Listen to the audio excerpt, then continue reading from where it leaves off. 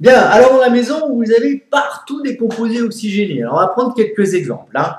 Quand vous prenez ce vinaigre qui est indiqué à 7% d'acidité, ça veut dire qu'il y a 7% de molécules d'acide éthanoïque à l'intérieur. L'acide éthanoïque est un composé oxygéné. Un autre exemple, le pinard, là, le pinard français, là, il est à 12,5%. Qu'est-ce que ça signifie? Ben, ça signifie tout simplement qu'il y a 12,5% d'éthanol à l'intérieur. L'éthanol, c'est un composé oxygéné.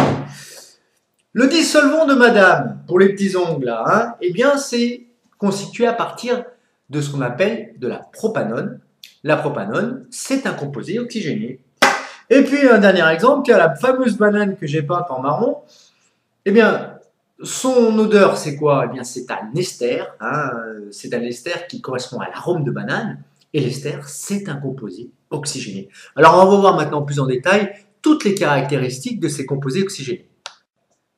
Voilà donc quelques composés organiques oxygénés.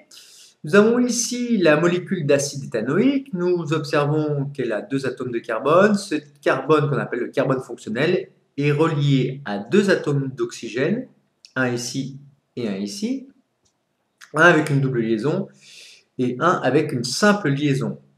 Dans cette molécule, on a la présence de ce qu'on appelle un groupe carboxyle.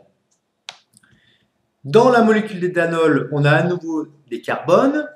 Ce carbone, le carbone fonctionnel, est lié avec une liaison à un atome d'oxygène.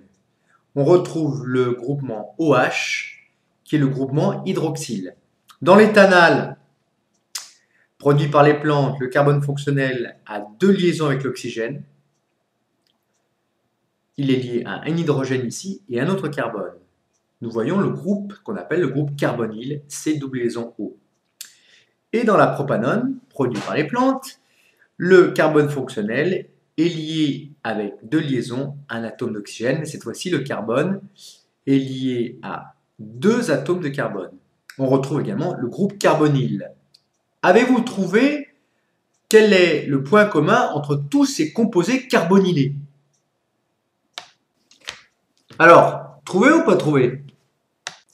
Eh bien, 2 choses. Un composé organique oxygéné provient d'une espèce vivante, puisqu'il est organique. Hein.